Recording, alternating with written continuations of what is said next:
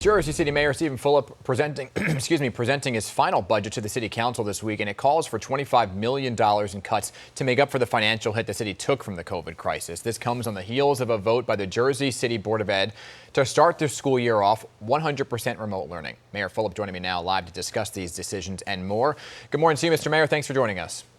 Good morning. Good to see you. Good to see you as well, sir. So the big thing about the budget is that even though you're cutting $25 million, Jersey City residents will not, right? Let's make sure this is very clear, not see a tax increase. How did you pull that off? Well, I mean, we did a lot of different things. We restructured some healthcare changes with our unions. We did some, very targeted furloughs. We're doing some targeted, very, very small layoffs. Our priority was really just to make sure that we're not adding to hardship that families are experiencing right now due to COVID. And we thought a tax increase would contribute to that. So the number one priority for us was to deliver no tax increase. And I'm thankful in this environment we're able to do that. So, in New York City, for example, some of the cuts affected something like sanitation, which is now impacting garbage cleanup on the streets. We see that here in New York City. What area would you say will be impacted the most then by the cuts? I mean, we've cut, I think, very targeted, in a very targeted way. We've cut pretty much every department. So there's nothing that was left untouched, just the nature of where we are. But we think we'll be able to keep public safety where it is, sanitation where it is, health and human services. Good. But we look through programs that we would like to have, but we can do without. And we made choices around that. So none of them were great, but there will be no tax increase, which is the most important thing. That is very good news there. But you were also finishing up your budget just as the tropical storm was coming through. So how much storm damage did you see in Jersey City, especially in terms of power outages? We're seeing major power problems throughout the area. Yeah, I mean, I can't wait for 2020 to end. I'm sure a lot of people feel that way. We had about 10,000 people without power. We kind of chipped away at it over 3 days with PIX11. People were frustrated, but in some ways the damage was due to the wind was worse than what we experienced in Sandy. It was different, but equal numbers of people out for several days. So it was tough, and with the pandemic, it didn't make it any easier. 3 days. I mean, that's not good enough. In terms of getting people back up and running. I know it was 10,000, and elsewhere in the state it was larger numbers. Are you satisfied with PIX11? Look, I'm frustrated, and I know that it's easy to just, pound on utilities and say they could always do better. But, I think the winds were really tough. The storm was really, really difficult. And, we communicated with PIX11, consistently over the last 3 days. And everybody was working through it as fast as they can. They wanted to see everybody up and running as much as we did. So could they do better? Probably yes. But under the circumstances, I'm not going to complain. Understood. All right. Another big decision came down last week. School board decided to start the school year off fully remote learning with all students. So will in-person learning happen at some point? What are your thoughts on that?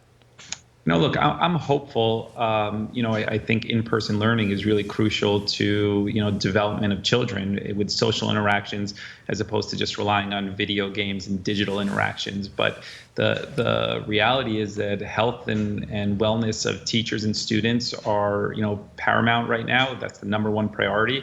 And we just didn't feel comfortable with the testing protocols in New Jersey and, what types of resources we had around sanitation and cleaning that we would feel comfortable putting thousands of children back in school and teachers back in school. So no timeline of when an in-person model could take place? We're monitoring the COVID numbers really carefully, watching what's happening elsewhere in the country. This is the type of thing that, we're not going to be the first to kind of dip our toe in the water on. So we're going to be patient, watch what other people do, and then take it from there. I just think that's the wisest thing to do. So how do you get around then the state mandate, which is requiring some kind of in-person learning? Well, look, we've kind of made a decision, and we've expressed this to the governor's office, and that's kind of the direction that we're going. And, ultimately, I think municipalities are going to make the final decision. The governor's made his recommendations, strongly recommended what he prefers. We just disagree with it. So we'll start remotely, and then, we'll take it, month by month and see what works for Jersey City. Interesting. You said you didn't want to dip your toe and be the first, but you do like to be the first sometimes. In the beginning of the pandemic, you said we're going to be the first to implement a curfew. So I'm curious about indoor dining. Will you be the first to say, okay, let's reopen indoor dining? Well, so it's probably important to kind of put in perspective where we are on COVID cases. During the height of the pandemic, we were seeing several hundred cases per day. Now we're averaging about 8 new cases per day. But at the same time, we've seen progress. We also recognize it's very, very fragile.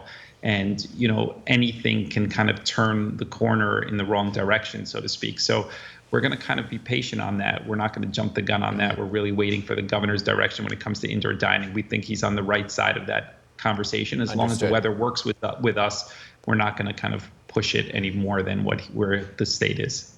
Okay, understood. And lastly, this is tough. Congratulations are in order, I hear. I hear that the family is growing.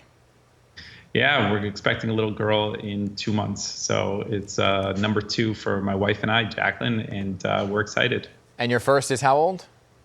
My first is 18 months old. So so your hands are going to be real full. Yeah. Hey, congratulations to you. I got 2 friends, Alex and Matt. They're moving to Hamilton Square. Maybe they could babysit. I don't know. They have a newborn as well. You guys can chat about it. Yeah, connect us on email. Okay. Mr. Mayor, appreciate your thanks. time this morning. Thanks for the update. Take care. Bye.